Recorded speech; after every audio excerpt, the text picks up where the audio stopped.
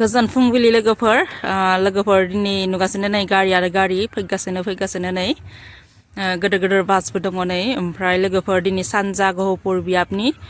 बरफुख्रि दालाय आफाद आरज हानजा आरो लोगोफोर दिनै 15 नम्बर हप्ता आरो ओमफ्राय लोगोफोर जायबा आंनि चेनेलाव गोदान फैदो साबस्क्राइब खालायाखैबा लोगोफोर प्लिज अननानै साबस्क्राइब खालामना लादो आरो लोगोफोर भिडिअखौ जोबजासे नायलांबाय था नोंथांमोनखौ खिसेलांगोन आं दिनैनि आरजखौ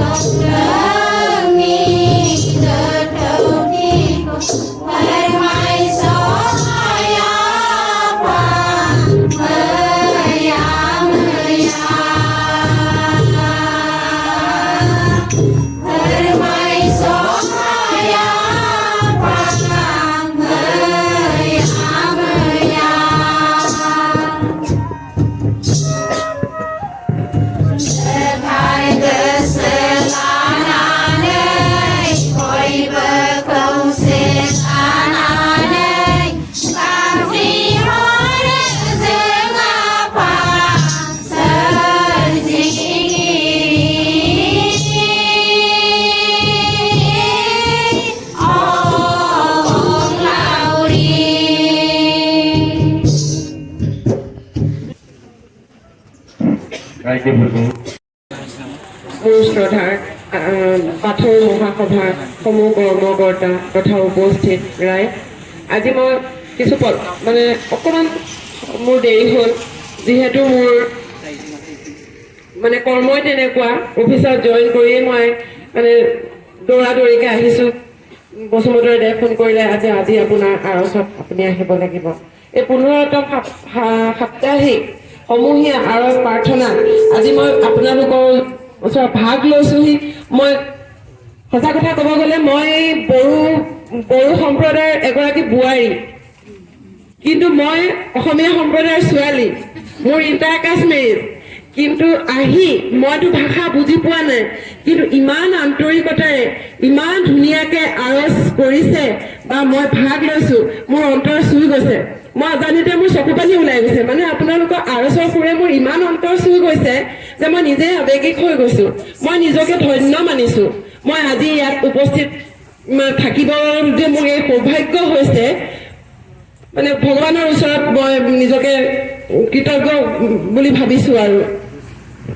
আৰু এয়া আপোনালোকৰ মইতো বাথৌ মহাসভাৰ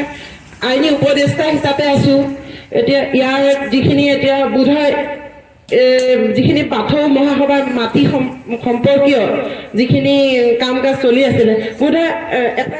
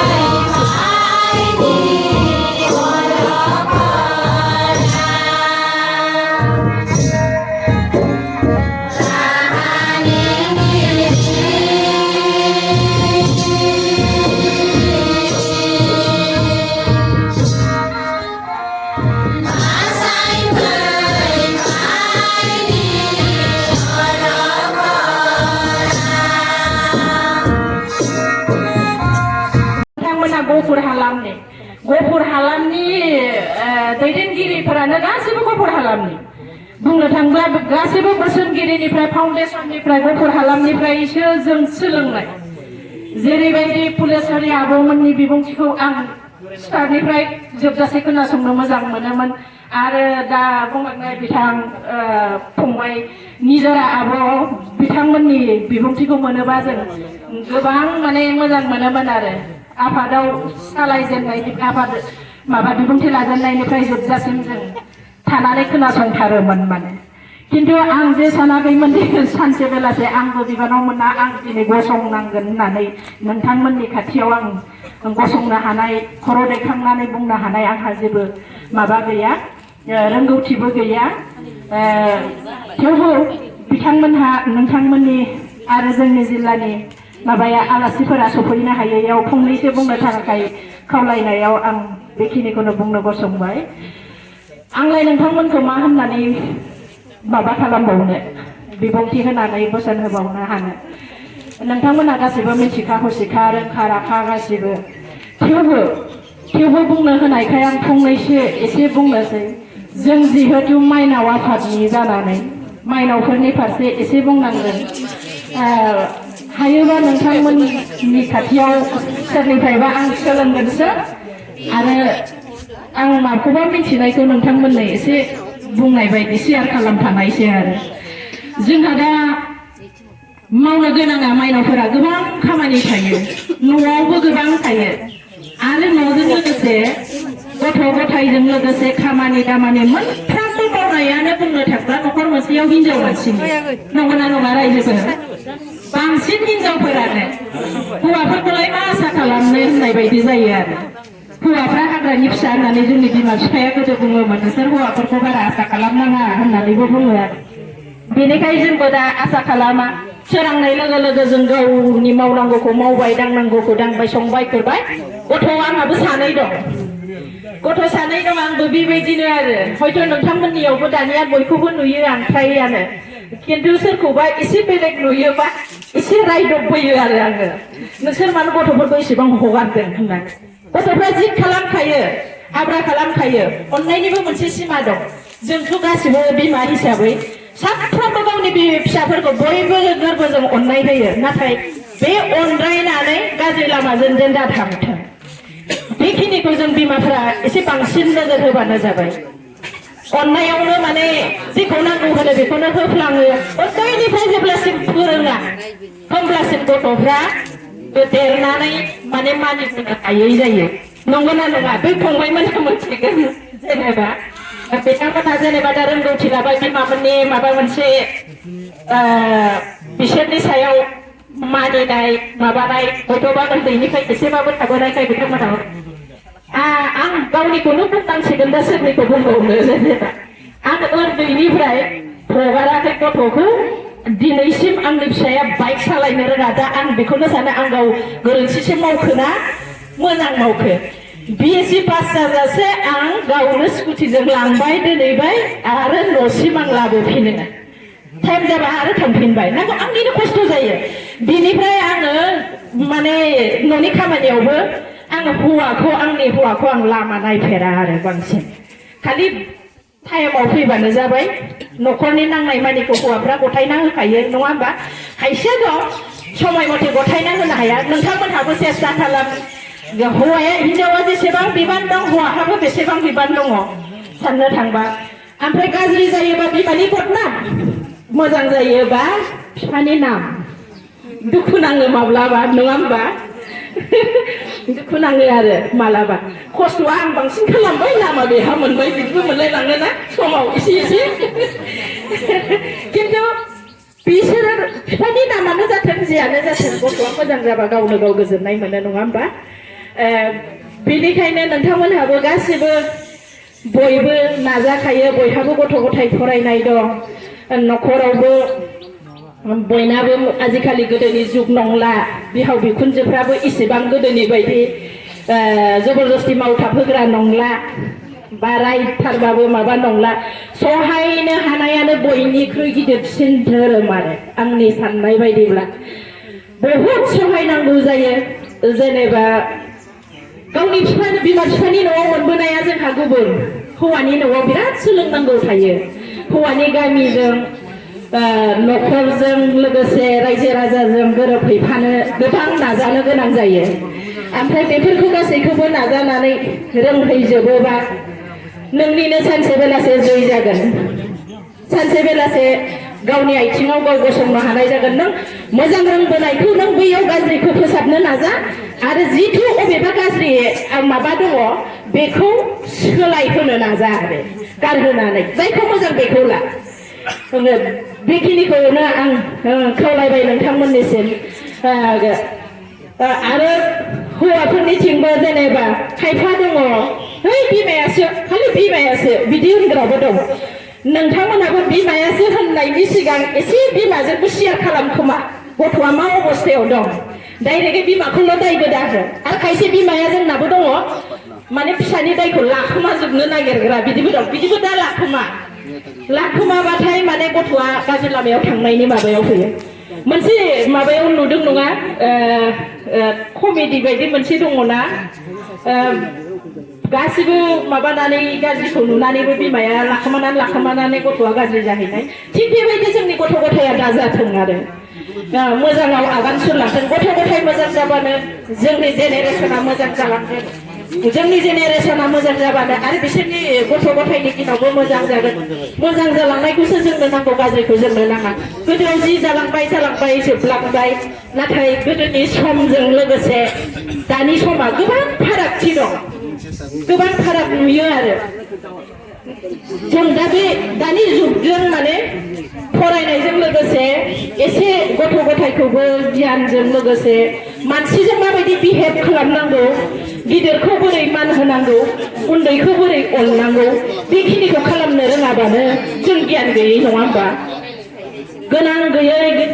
गोरों रोङै गासैखौबो ज'है बजबनानैसो जों मोनसे रायजो जों मोनसे माबा गौथुम दा जों आरो गौथुम माबाखौ जेनेबा उल्था पुल्था खालामनो थांब्लाथ' जेनेबा जों उन्दै गिदिर बयखौबो मोजां नङा बेहा जेबो गैजाया बिदि होननानै सानलायनो नाङा खायफा दं जोंनो मोनदों प्रेक्टिकेलि जायहा थाखा फैसा दं बिसोरहा गासिबो दं नाथाय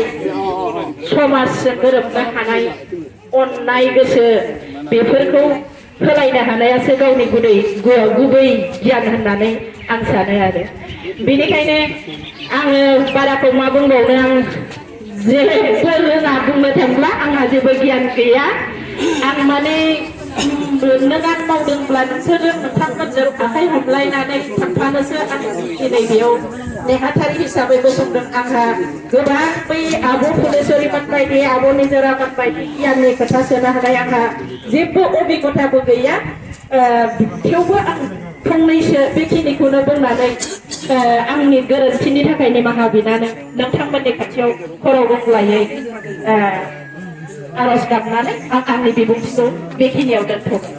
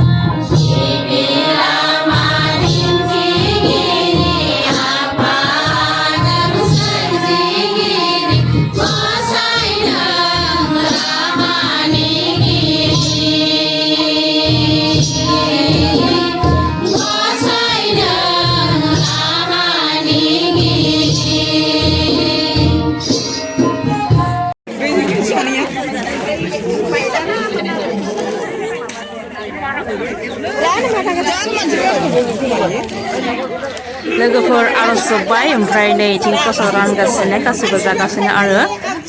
थांनो ओंखारबाय लोगोफोर नै गासिबो आरो लोगोफोर भिडिअखौ नायनानै मोजां मोनोबा लाइक शेयार कमेन्ट खालाम लोगोफोर दिनै एसेयावनो जोब्बाय आरो नेक्स्ट सप्तायाव लोगो मोनगोन लोगोफोर बे नोंनि एसेल'आ सोर सोरनो थोगोन एसेल' थोरगावना